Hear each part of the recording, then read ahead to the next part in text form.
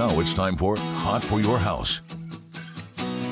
Living in the Pacific Northwest, there is one thing that happens every single summer, and that is fire season. And the thing with fire season is rarely are we prepared. And today we've got Rachel Slager, co-author of Firescaping Your Home, a manual for readiness in wildfire country. Welcome to Around the House Northwest. Thank you for letting me be here with you today. This is going to be a lot of fun, and this is such a huge topic that is getting bigger and bigger every single year. What got you to write this one? Great question. So it's kind of twofold. So number one, there have been, like you said, increasing number of fires that have so much more intensity, and we've seen so much loss from these fires in communities that are in fire-prone areas that are actually growing. Because usually in fire-prone areas, these areas are a little bit more affordable for people to live. So there's a lot more people that are moving into these zones. So we kind of have these fires that are more often, more frequent, more dangerous, but then we also see increasing population in these zones. So just by the statistics alone, that is a cause for concern.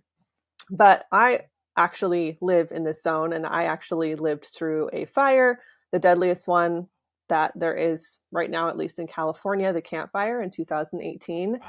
So I experienced it, and I just learned so much about what we don't know. There's so many things that are recommendations that I wanted to make sure to clarify for people in these communities. So there's just a lot riding on supporting these communities that need a lot more support. Yeah, we had a wildfire here a few years ago that was south of me, and I was watching it, and I'm like, wait a minute, I'm in one of the maybe get ready zones. And all of a sudden, and I live in a city, and we have tree cover here because kind of like you, we've got lots of trees around here. And man, I was really watching the news every day going, that's 5 miles away, and 5 miles seems like a long way, but it's not when you're talking wildfires. No, it's not. So it's really important that everybody who lives in an area that can burn as a community, and that includes people that live in cities. There's a lot of suburbs around cities that are in this zone. Some places, like in California Bay Area, that is city immersed in forest, that is a concern for that type of city landscape. But there's just a lot more people that are at risk than we think there are. And we just want to make sure that we can create something for them to cater their plans for their family and for their community. Nice. And I don't want to give away all the stuff in the book here because I think it's an important read for everybody. But what are some of the basic tips you give in this? So number one, we want people to focus on their families first, because of course we want to save our home. We want to, save our plants that maybe we've been loving in our yard. Yes, of course. But when it comes to fire, we need to focus on our family first. It is most important that you are paying attention to evacuation recommendations for you and your family, because no matter what, you want your family to be safe. So that's always number one for us. Sure.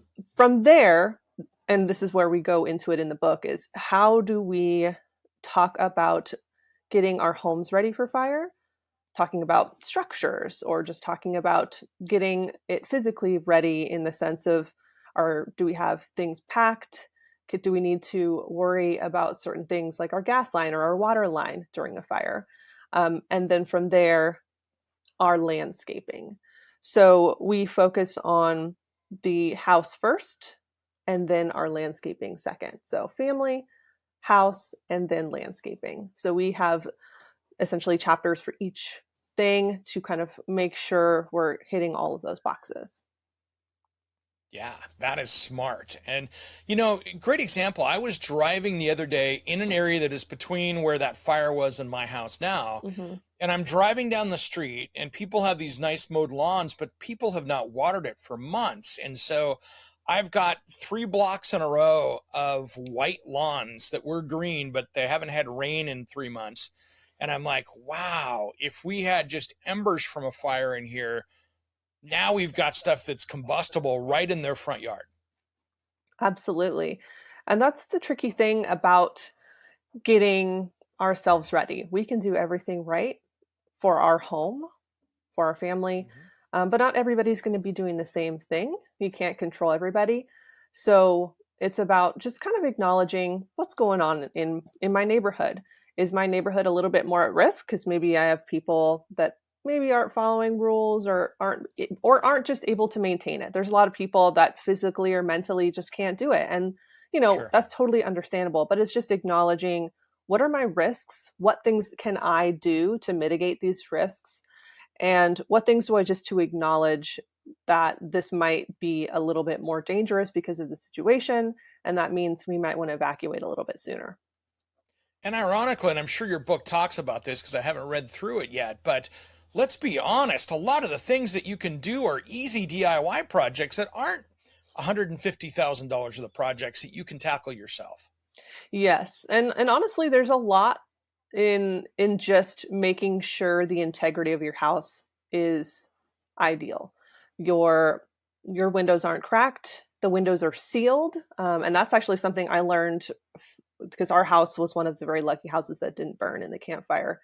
And we learned that our over the years, because we have a house on top of a ridge and we get very intense solar radiation, all of Yep. the sealant, it just evaporated. And so we had Oh, yeah. ash in our house right underneath the windows where it came in through, these unsealed areas. And we were like, holy moly, we were That was so close. lucky, and I think a lot of people just don't know that there are these little spots, even just the smallest little crack. If it's windy, those embers can get in. So, Mhm. there's a lot, but just, some sealant, that's not too bad in terms of going No. around your windows, making sure everything is sealed. And in terms of energy use in the winter and the summer, that's going to be a really important investment. And it's not too big compared to replacing your windows to triple pane across your entire house. No kidding. No kidding. And Yeah. those are some huge expenses. And you could do this with some, 20 bucks worth of caulking, which is great. So Hmm. we got to run, but what is the best way for people to find your book? Most major retailers are selling it. And we also have a lot of local bookstores that have been picking it up as well. And we always want to support our local bookstores. So even if they don't have it in stock, you can have them order it for you. And, if not, then all the big box stores have them in stock.